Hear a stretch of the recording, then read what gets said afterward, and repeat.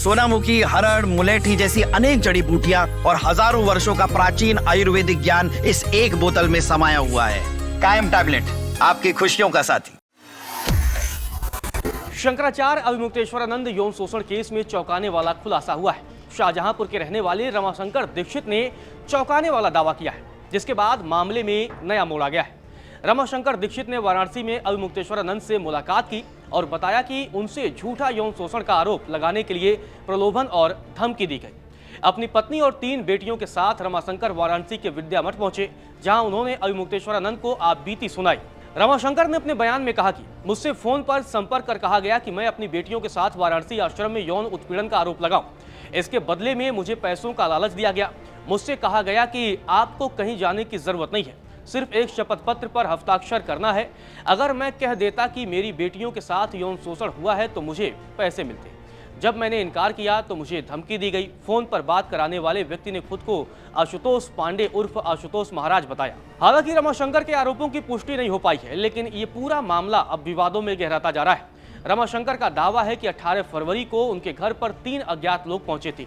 रमाशंकर का कहना है कि उन लोगों ने अपने मोबाइल से व्हाट्सएप कॉल के जरिए उनकी बात आशुतोष पांडे से कराई थी। रमाशंकर ने अपने बयान में कहा कि मैं आवाज पहचान गया, क्योंकि पहले भी कई बार मुलाकात हो चुकी है। मुझसे कहा गया कि मैं आरोप लगाऊं कि वाराणसी के विद्या मठ आश्रम में मेरी बेटियों के साथ यौन शोषण हुआ है। बदले में आर्थिक सहयोग का आश्वासन दिया गया।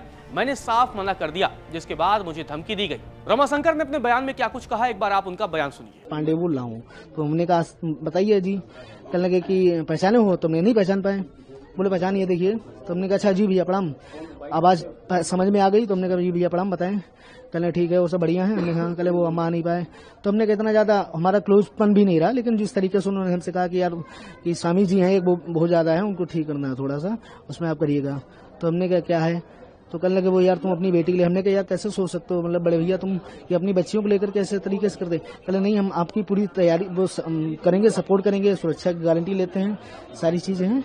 रमाशंकर का कहना है कि शंकराचार्य का विवाद सामने आया तो वे घबरा गए। उन्हें डर लगने लगा कि कहीं उनके नाम का दुरुपयोग तो नहीं हो रहा है, जिसके बाद वे वाराणसी आश्रम पहुंचे और शंकराचार्य से मुलाकात की।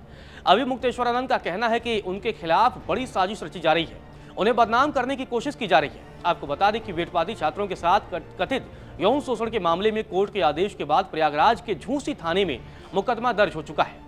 मुकदमे में शंकराचार्य और उनके शिष्य का नाम शामिल है। इस पूरे मामले में आशुतोष पांडे उर्फ आशुतोष महाराज का नाम भी सामने आ रहा है। उन्होंने ही अभिमुक्तेश्वरानंद और उनके शिष्यों के खिलाफ केस दर्ज कराया है। आशुतोष पांडे शामली के कांथला के रहने वाले हैं। उनके खिलाफ कांधला थाने में 21 मुकदमे भी दर्ज हैं, जिनमें गुंडा एक्ट, गोवध अधिनियम, गैंगस्टर एक्ट, IT एक्ट समेत कई मामले शामिल हैं। आशुतोष ने 2022 में स्वामी रामभद्राचार्य से दीक्षा ली थी। 2012 में आशुतोष पांडे को गोंडा के SP नवनीत राणा ने गिरफ्तार कर जेल भी भेजा था। हालांकि कई मुकदमों में उन्हें राहत मिल चुकी है, लेकिन अब एक बार फिर से वो विवादों में घिरे हैं और अभिमुक्तेश्वरानंद के खिलाफ केस दर्ज कराने के मामले को लेकर अब उन पर यह नया आरोप लगाया गया है। अब देखना दिलचस्प होगा कि रमाशंकर के बयान के बाद इस मामले में और क्या नया मोड़ सामने आता है और पुलिस इस मामले को कहां तक ले जाती है।